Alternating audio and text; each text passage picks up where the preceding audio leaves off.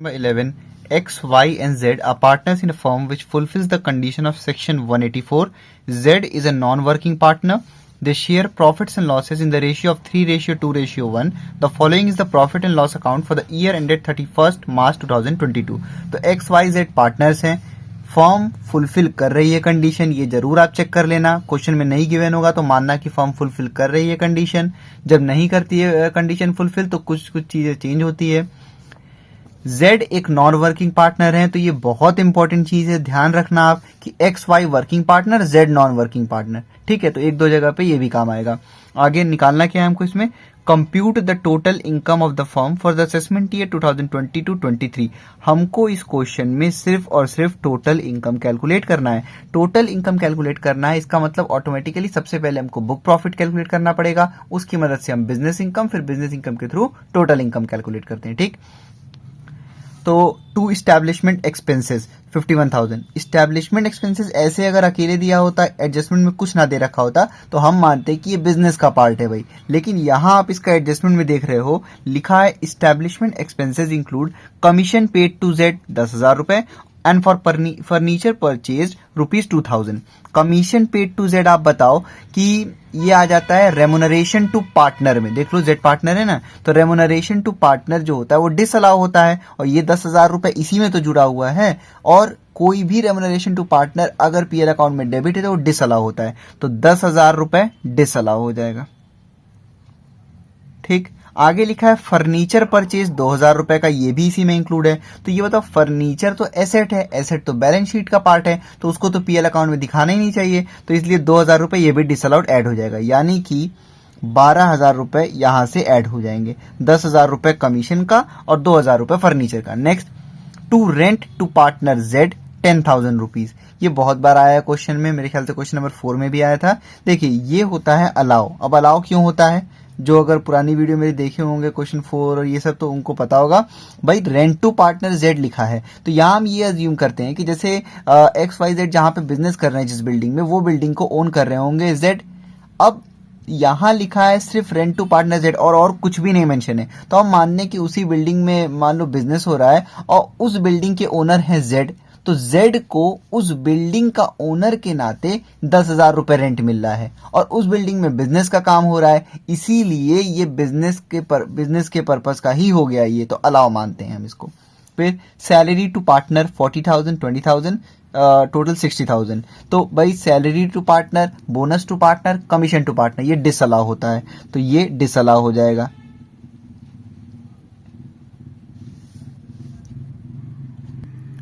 ध्यान रखना, वैसे यहाँ पे हमको मतलब बुक प्रॉफिट में हमको वर्किंग नॉन वर्किंग का काम नहीं है. वर्किंग नॉन वर्किंग का हम बाद में टोटल इनकम में देखते हैं. ठीक है, उसके बाद इंटरेस्ट ऑन कैपिटल 14%. तो इसमें हमने क्या पढ़ा है, इन एक्सेस ऑफ 12% डिसअलाउ होता है. कहने का मतलब यहाँ पे 14% है, इसका भाई 12% तक तो अलाउ होता है, तो 2% यहाँ पे डिसअलाउ हुआ. तो कैसे हम कैलकुलेट करेंगे, ये 1400 है, तो 1400 को आप डिवाइड करोगे 14 से, 1% का निकल गया, इंटू 2 कर दो तो 2% का. ऐसे ही Y का निकालोगे, ऐसे ही Z का निकालोगे, 2% सब में डिसअलाउ हो जाएगा.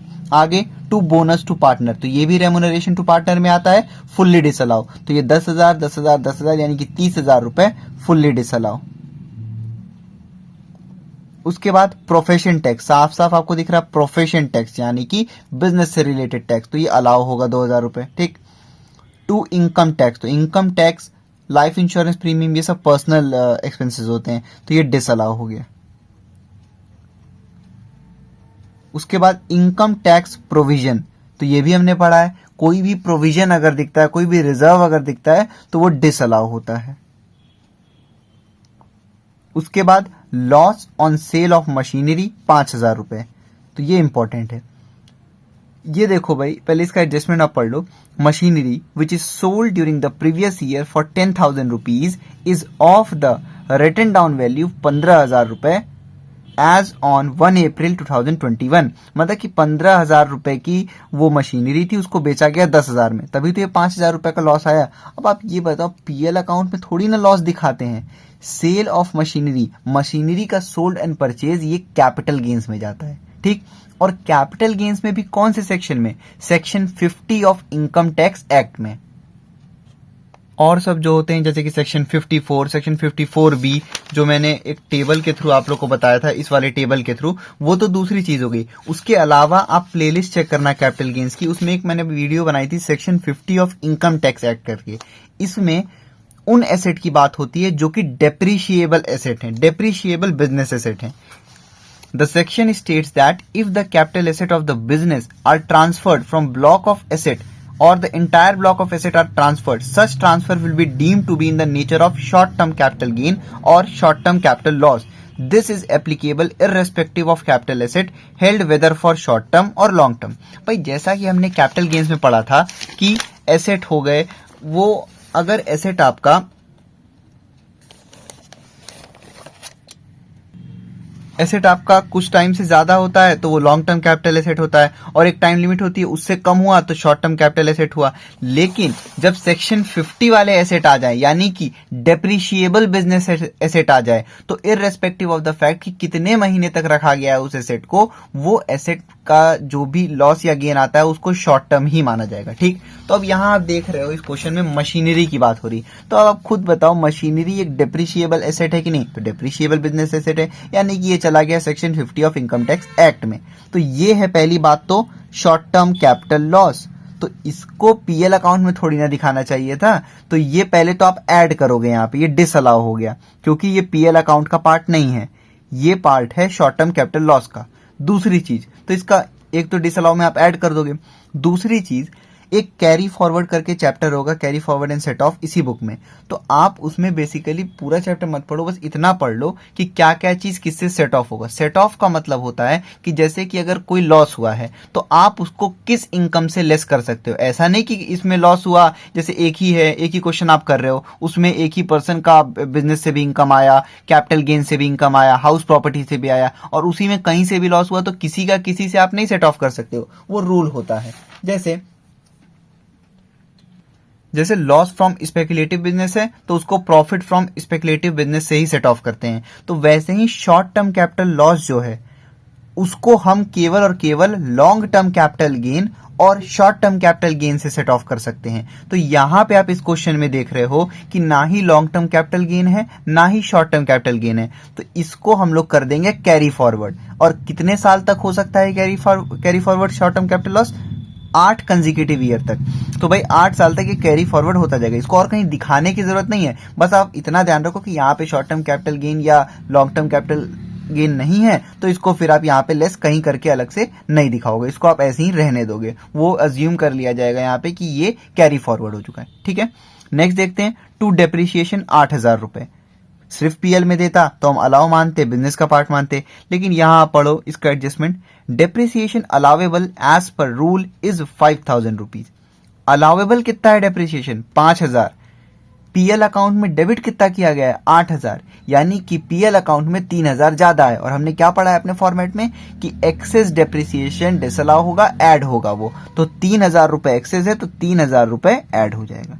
ठीक, एक तो इस तरीके से करते हैं, दूसरा एक तरीका और होता है इसका कि पीएल वाले को ऐड कर दो और एडजस्टमेंट वाले को लेस कर दो, तो वो भी बात वही आती है। ठीक है, इधर देखते हैं ग्रॉस प्रॉफिट, इससे कोई मतलब नहीं है। इंटरेस्ट फ्रॉम बैंक, ये इनकम फ्रॉम अदर सोर्सेज का पार्ट है, तो पीएल अकाउंट में क्रेडिट हुआ है ना, तो ये तो डिसअलाउड इनकम हो गया। भाई वो इनकम जो कि बिजनेस से रिलेटेड नहीं है और पीएल अकाउंट में क्रेडिट हो गए हैं, उसको हमको लेस करना पड़ेगा, तो ये भी डिसअलाउड इनकम हो गया, ये लेस होगा। ठीक है, फिर इंटरेस्ट ऑन गवर्नमेंट सिक्योरिटीज, ये भी इनकम फ्रॉम अदर सोर्सेज का पार्ट है, यहाँ पीएल बिजनेस का पार्ट नहीं है तो ये डिसअलाउड इनकम हो गया, तो ये भी लेस हो जाएगा। उसके बाद नेट लॉस, आप यहाँ देख रहे हो ना, नेट प्रॉफिट अगर होता तो यही लिख देता। इनको मतलब ये जो एक्स वाई और जेड पार्टनर जो है, जो फर्म चला रहे हैं, उसमें नेट लॉस हुआ था 60,000 रुपए का। ठीक, तो अब आप यहाँ ये ग्रॉस प्रॉफिट को देख के कंफ्यूज मत हो जाना कि आप नेट प्रॉफिट मान लेना इसको। नेट प्रॉफिट दूसरी चीज होती है, ग्रॉस प्रॉफिट दूसरी चीज होती है।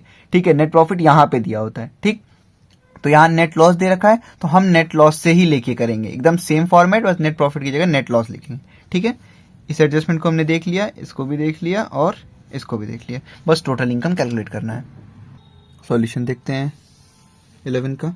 सबसे पहले हम फॉर्मेट बनाएंगे, तो टोटल इनकम निकालना है, तो उसको निकालने के लिए सबसे पहले हमको बुक प्रॉफिट निकालना पड़ेगा।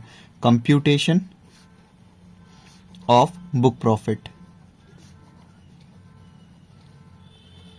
फिर फॉर द असेसमेंट ईयर 2022-2023। सबसे पहले हम नेट प्रॉफिट या नेट लॉस लिखते हैं जो भी क्वेश्चन में, तो यहाँ नेट लॉस दे रखा है तो हम नेट लॉस के ही थ्रू करेंगे, ग्रॉस प्रॉफिट के थ्रू मत करना आप। नेट लॉस लिख लोगे आप यहाँ पे, ये है 60,000 रुपए,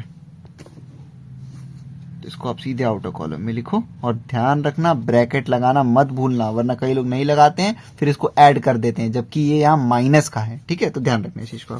बाकी जैसे आप क्वेश्चन करते आए वैसे करो। ऐड डिसअलाउड एक्सपेंसेस, वो खर्चे जो कि बिजनेस से रिलेटेड नहीं है लेकिन पीएल अकाउंट में डेबिट हो गए। पहले में लिखा इस्टेब्लिशमेंट एक्सपेंसेस, अकेले होता तो हम मानते कि ये अलाउ है, लेकिन इसके लिए एडजस्टमेंट में लिख रखा है। पहले कमीशन पेड टू जेड, तो ये आ जाता है रेम्यूनरेशन टू पार्टनर जो कि डिसअलाउ होता है, तो आप लिखो यहाँ पे commission paid to Z, amount कितना है 10,000 रुपए इनर कॉलम में। और ध्यान रखना ये कमीशन को आप इसलिए नहीं यहाँ पे ले रहे हो, अगर अलग से दे रखा होता तो नहीं लेते। ये पीएल अकाउंट में डेबिट है 10,000 रुपए, बोला है ना कि ये 10,000 रुपए इस्टेब्लिशमेंट एक्सपेंसेस में इंक्लूड है जो कि आपके पीएल अकाउंट में डेबिट करके दिखाया है, तो इनडायरेक्टली ये भी डेबिटेड है। ठीक है, इसलिए ले रहे हैं यहाँ पे। उसके बाद है फर्नीचर परचेज, तो ये भी बैलेंस शीट के एसेट साइड का पार्ट है, तो यहाँ पे थोड़ी ना आएगा, तो इसको ऐड करो आप यहाँ पे। फर्नीचर परचेज्ड अमाउंट 2,000 रुपए। उसके बाद है रेंट टू पार्टनर जेड, तो ये अलाउ है। उसके बाद है सैलरी टू पार्टनर, तो ये डिसअलाउ होगा। मैं समझा नहीं रहा हूं ये rent to partner Z allow क्यों, क्योंकि मैंने क्वेश्चन में ही बताया है। अगर आपने स्किप कर दिया तो आप क्वेश्चन में देख लो कि रेंट टू पार्टनर जेड क्यों अलाउ है। ठीक है, सैलरी टू पार्टनर, तो ये भी रेम्यूनरेशन टू पार्टनर में आया, डिसअलाउ हो जाएगा, तो आप यहां लिखो सैलरी टू पार्टनर्स। एक्स का कितना अमाउंट है 40,000 और वाई का कितना अमाउंट है 20,000, कितना है टोटल 60,000, तो सैलरी टू पार्टनर डिसअलाउ होता है। उसके बाद है इंटरेस्ट ऑन कैपिटल 14%, तो इंटरेस्ट ऑन कैपिटल 12% तक अलाउ होता है, इन एक्सेस ऑफ 12% डिसअलाउ होता है। तो interest on capital in excess of 12%। ठीक, तो सबसे पहले आपको लिखना है एक्स का, तो हम इसको कैसे कैलकुलेट करते हैं भाई, बहुत सिंपल है। सीधे सीधे टोटल अमाउंट को आप यहाँ पूरा लिखो यहाँ पे, उसके बाद अपॉन कर दो जितना भी परसेंटेज दे रखा है, उससे क्या होगा 1% की वैल्यू आ जाएगी, इनटू कर दो जितना भी परसेंट एक्सेस है। यहाँ 14% लिखा है तो 2% ज्यादा है तो इंटू 2 कर दो। भाई ये अपॉन 14 की हो तो 1% का आया, इंटू 2 कर दोगे 2% का आ जाएगा। वैसे ही वाई के लिए लिखा है 5600, तो 5600 अपॉन 14 इंटू 2। फिर जेड का भी, जेड का है 7,000, तो 7,000 अपॉन 14 इंटू 2। ठीक है, तो भाई 14 1 14, ये हो गया आपका 200, इधर आ गया 14 4 56, तो ये आ गया 800, फिर आ गया 14 5 70, तो 500 1000। ठीक है, समझ गया आप लोग। 14 14। अब इन तीनों को आप ऐड कर लो, तो ये 800 प्लस 200 1000, 1000 प्लस 1000 2000 रुपीज, यहाँ पे लिखो आप अभी इन कॉलम में। इंटरेस्ट ऑन कैपिटल के बाद बोनस टू पार्टनर्स, तो salary bonus commission to partner disallow होता है, तो bonus to partner X Y Z तीनों को 10,000 रुपए, तो एक्स को भी 10,000 रुपए, वाई को भी 10,000 रुपए और जेड को भी 10,000 रुपए। तीनों का आप ऐड करो, आगे आपका 30,000 रुपए। उसके बाद है प्रोफेशनल टैक्स, तो ये अलाउ होता है। फिर इनकम टैक्स, तो income tax life insurance premium ये सब डिसअलाउ, तो लिखो आप क्योंकि ये पर्सनल एक्सपेंसेस है। इनकम टैक्स है अमाउंट 10,000 रुपए। उसके बाद है इनकम टैक्स प्रोविजन, तो प्रोविजन रिजर्व ये सब डिसअलाउ होता है, तो इनकम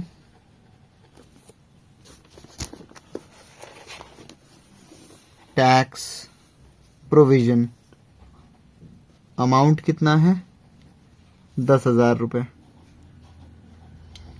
उसके बाद loss on sale of machinery, तो इसका ही मैंने रीजन बता दिया, ये डिसअलाउ होगा, ये शॉर्ट टर्म कैपिटल लॉस हुआ है तो यहाँ का पार्ट नहीं है इसलिए ये ऐड हो जाएगा। तो loss on sale of machinery amount कितना है 5,000 रुपये। इसका अच्छे से मैंने रीजन क्वेश्चन समझाते वक्त बताया, आप बैक करके देख सकते हो। अमाउंट कितना है 5,000 रुपये, ठीक है। और बाकी ये कैरी फॉरवर्ड हो जाता है 5,000 रुपये।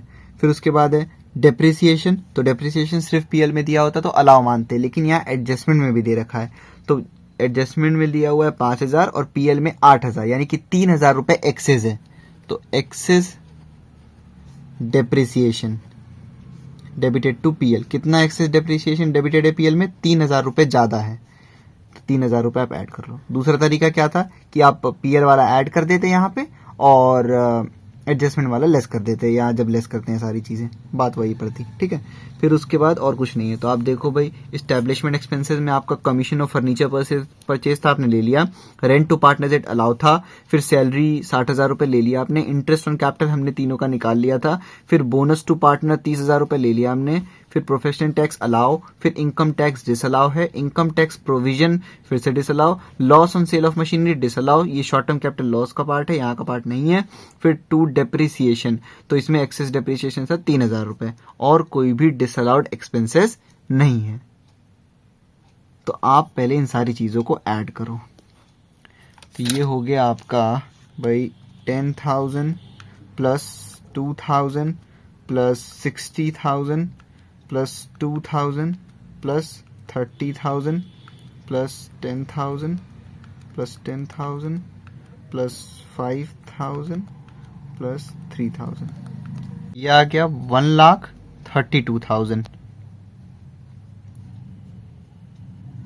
ये ऐड करना है, ठीक है। अब ध्यान रखना, ऊपर जो 60,000 रुपए था उसको आप इसमें ऐड मत कर देना, वो 60,000 रुपए माइनस में था, तो प्लस माइनस माइनस, यानी कि 1,32,000 माइनस 60,000, ये आ गया आपका 72,000, ठीक है। माइनस क्यों किया मैंने, क्योंकि जो ऊपर नेट प्रॉफिट नहीं था वो नेट लॉस था, माइनस का 60,000 रुपए, तो 1,32,000 माइनस 60,000 रुपए हमने किया तो 72,000 रुपए आ गया। उसके बाद अब हम लेस करेंगे डिसअलाउड इनकम, वो इनकम जो कि बिजनेस से रिलेटेड नहीं है लेकिन पीएल अकाउंट में क्रेडिट हो गए हैं, तो ग्रॉस प्रॉफिट उससे मतलब नहीं है। फिर लिखा है इंटरेस्ट फ्रॉम बैंक, तो इंटरेस्ट फ्रॉम बैंक जो लिखा है वो इनकम फ्रॉम अदर सोर्सेज का पार्ट है, तो वो डिसअलाउ हो गया। अमाउंट 1,000 रुपये।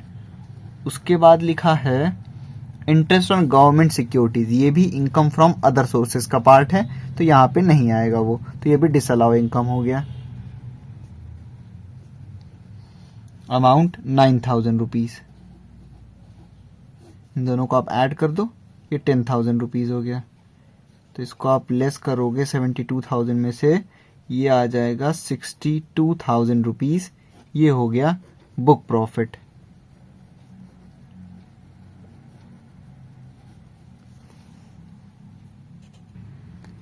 अब हम क्या कहते हैं, computation of total income calculate करेंगे, ठीक है। कंप्यूटेशन ऑफ टोटल इनकम, जो भी असेसमेंट ईयर है आप वो लिख दो यहाँ पे।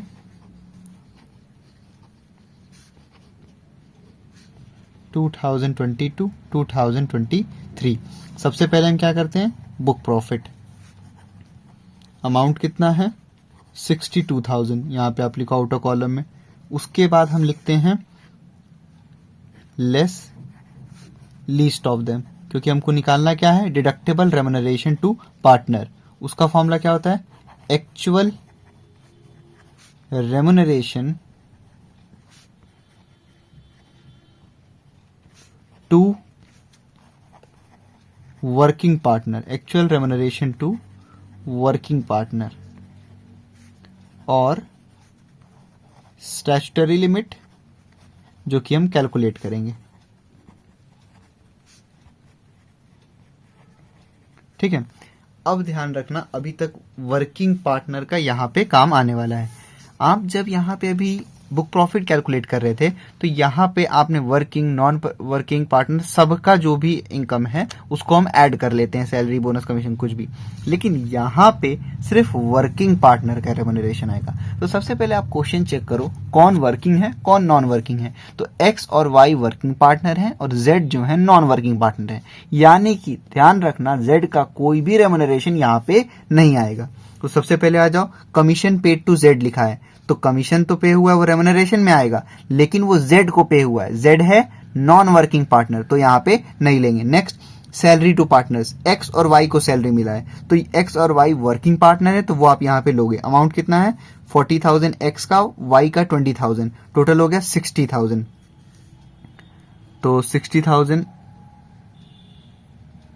सैलरी हो गया ये आपका एक्स और वाई का, ठीक।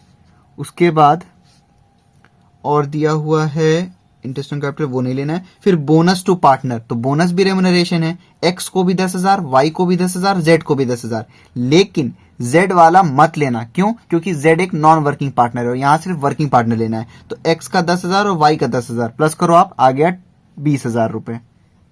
ये क्या हो गया? बोनस हो गया आपका एक्स और वाई का, ठीक है। उसके बाद सैलरी हो गया, बोनस हो गया, इसके अलावा और कोई भी रेम्यूनरेशन नहीं पे हुआ है, ठीक है। बाकी जेड का रेम्यूनरेशन हमको नहीं लेना है। तो 60,000 प्लस 20,000 ये आ गया 80,000 रुपए, ठीक। अब आप क्या करो, स्टैट्यूटरी लिमिट कैलकुलेट करो।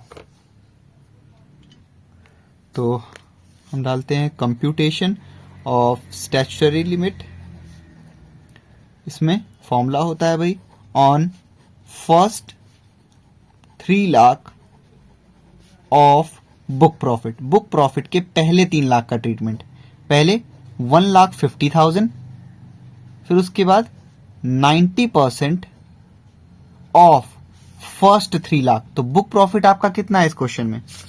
बुक प्रॉफिट है 62,000 रुपीज, यानी कि वो पहले 3 लाख जो हम लेते हैं तो ये पूरा पहले 3 लाख के अंदर ही में आ गया, तो पूरा ही आपको यहाँ पे लेना पड़ेगा 62,000 रुपीज। ध्यान रखना ये पूरा नहीं लेना होता है, लेकिन यहाँ हम लेते हैं first 3 lakh of book profit, तो फर्स्ट 3 लाख में ही आ गया 62,000 तो हमने ले लिया। अब 62,000 का 90% आप कैलकुलेटर पे कैलकुलेट करो। 62,000 का 90% ये आ गया 55,800, 55,800। एक यहाँ लाइन खींच दो। तो इन दोनों में से जो भी ग्रेटर अमाउंट होता है वो हम बाहर लिखते हैं। तो 1.5 लाख रुपए ग्रेटर है, इसको आप आउटर कॉलम में लिखो। उसके बाद हम क्या करते हैं, लिखते हैं add balance at the rate 60%। अगर यहां कुछ बचता अभी, मतलब कि पहला 3 लाख यहां ले लेते, उसके बाद भी कुछ बुक प्रॉफिट का पैसा बचता तो उस पूरे बैलेंस का 60% लेते, लेकिन यहां कुछ बचा नहीं है तो आप यहां लिखो नील, तो नील का 60% भी नील आएगा और 1.5 लाख रुपए हो गया आपका स्टैट्यूटरी लिमिट।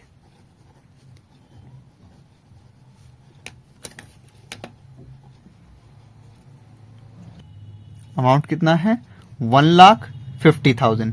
आपको साफ साफ पता चल रहा होगा इन दोनों में से 80,000 रुपए लीस्ट अमाउंट है, तो 80,000 रुपए ही आप यहाँ पे लेस करोगे। समझ में आ गया ना क्यों लेस कर रहे हैं हम? क्योंकि इन दोनों में से जो लीस्ट लिखा है ना, लेस लीस्ट ऑफ देम, तो इन दोनों में से लीस्ट है 80,000 रुपए। 80,000 रुपए आप लिखो आउटर कॉलम में और माइनस का साइन बनाना मत भूलना। अब देखो ऊपर है पॉजिटिव का, यहाँ है नेगेटिव का, प्लस माइनस माइनस करना है, तो 80,000 माइनस 62,000।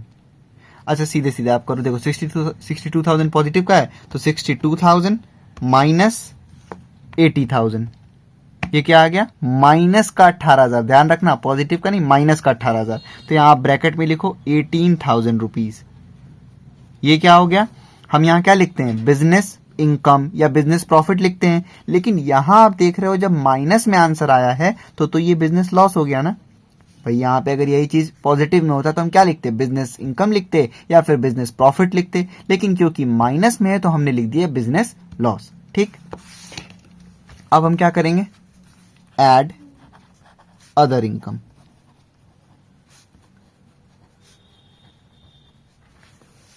तो आपको दिख रहा होगा दोनों जो हेड दिए हुए हैं वो इनकम फ्रॉम अदर सोर्सेज का पार्ट है। तो पहले आप लिख लो यहां पे इनकम फ्रॉम अदर सोर्सेज।